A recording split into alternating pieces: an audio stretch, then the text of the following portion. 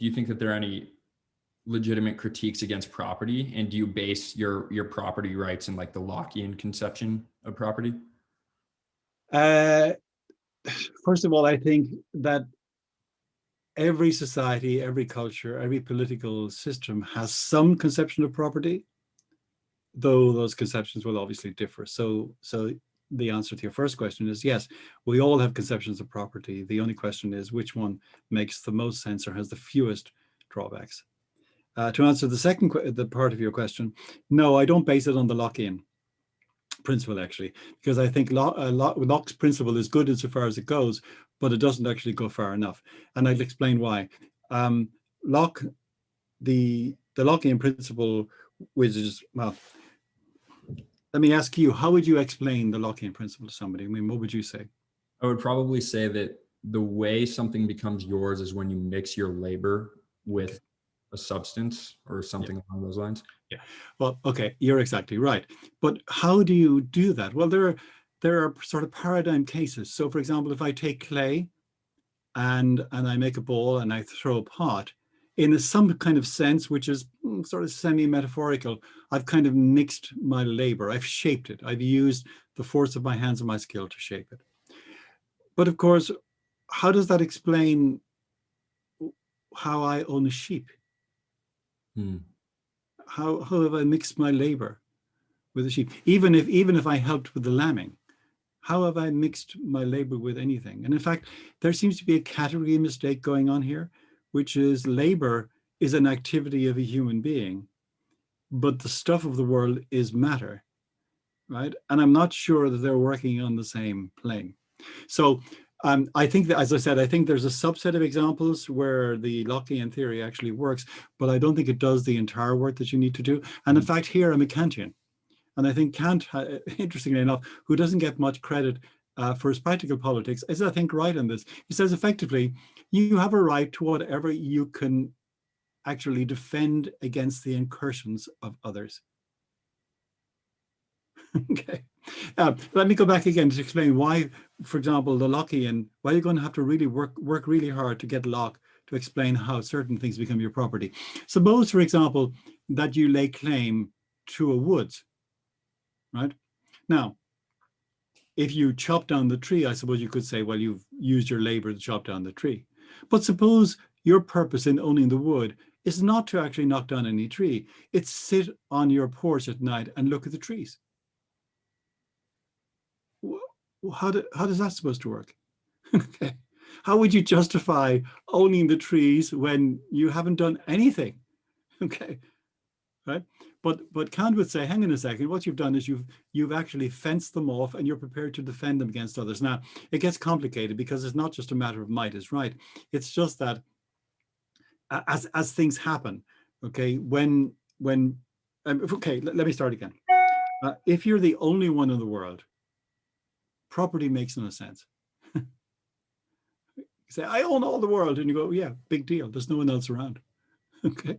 So the idea of actually of property is there's an element of exclusion.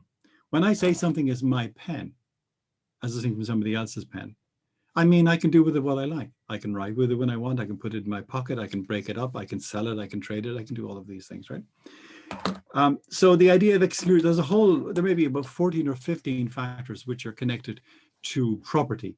But the main one, I think, is that it's exclusively yours and so on. Now, what happens then is we don't have a problem. In other words, if there are only two of us on the entire continent of North America, the chances are we're never going to run into each other, all right?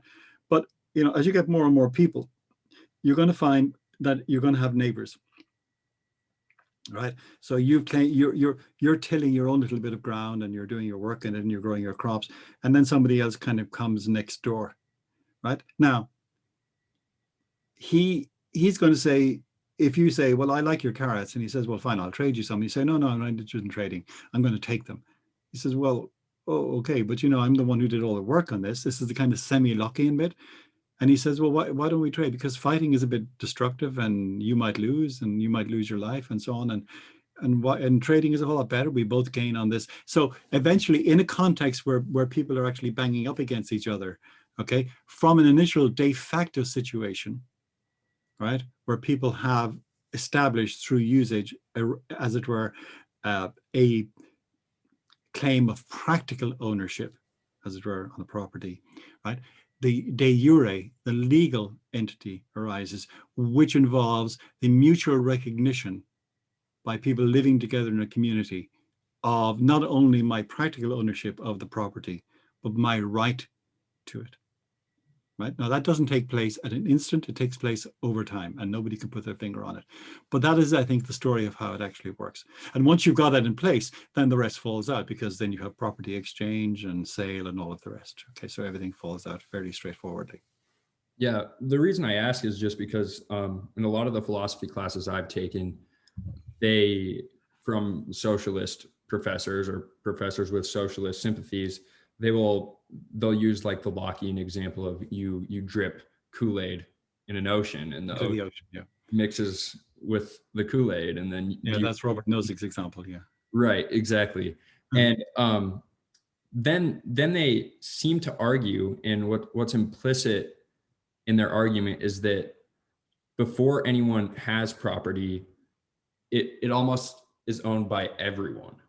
And then they seem to say, well, since this Lockean mixing of labor is kind of arbitrary, there's not a point at which it goes from everyone owning it to one person owning it. So like, what do you think, where do you think that the socialist kind of gets mixed up with that then? Well, I think they're right in a sense to critique a version, a kind of caricature of the Lockean position. Okay. Mm-hmm. And I think that's one of the problems we have if we defend the Lockean theory as the best and sole criterion of the origin of property rights. I think that's a mistake. So we've given hostage to fortune there, we can't defend. But the problem is, what would it mean to say that we all own everything? I don't know what that means. Do I own something in Mongolia? Is there a little part of Mongolia that belongs to me that I don't know about? Or does somebody in Japan own a piece of my front garden? If you start thinking about what that actually means, we all own everything, doesn't actually seem to mean anything. So here I think is where we have to take some kind of historical or kind of proto-historical approach along the lines I suggested. Okay, and accepting the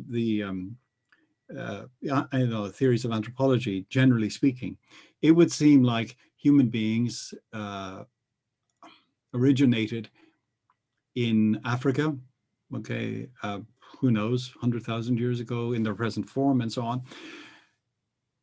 At that time, there wouldn't have been anybody in Mongolia or in Ireland. So what sense would it have made to say of those Africans in what is now Tanzania that they owned Ireland? I don't even know what to make of that claim. It doesn't make any sense. They don't even know it's there. Okay. They're not going there. They're not going to arrive, for another 40, 50,000 years. It doesn't make any sense. So the schema I presented, where you, as it were, you move from a situation. So in my Freedom's Progress, what I tried to do is I tried to give an example of how we move from a situation of kind of pasturage, where people are moving from a situation where they have flocks, and what they're moving is they're moving from pasture to pasture. But even there, you run into problems of, we can't all be here, right? We see in the range wars in the West in the 19th century, but we even see it in the Bible. Abraham and Lot have to part ways. Okay, and they say, I'll go over here, you go over here, whichever you want, or let's choose sides and go, because there's not enough here for all our stuff. And a more recent example in Australia, the original inhabitants, who are effectively hunter-gatherers of, the kind that we haven't really experienced anywhere else recently. I had a friend, one of my professors was an anthropologist as well as being a philosopher, and he had done field work in Australia. And I said to him, do they have a conception of property? And he says, yeah, they have a range around which they work. They may not always be in the same place, and they don't have fields, and they don't plant cotton, and they don't, and so on, but they have an area that they regard as theirs. Now it's communal, It belongs to the tribe as a whole, but it doesn't belong to the other tribe. Okay. Yeah. That's the point. And while the boundaries may be kind of porous and shifting and so on, nonetheless, it's quite clear that in the core areas here and the core areas here, this belongs to this tribe and this belongs to this tribe. And we may kind of be a little bit fuzzier here and there, but nonetheless, if these guys are coming over here, there's going to be trouble, right? So that's the communal side. And then there's a whole story about how you get individual property out of that, but that's probably more complicated than I think we need to go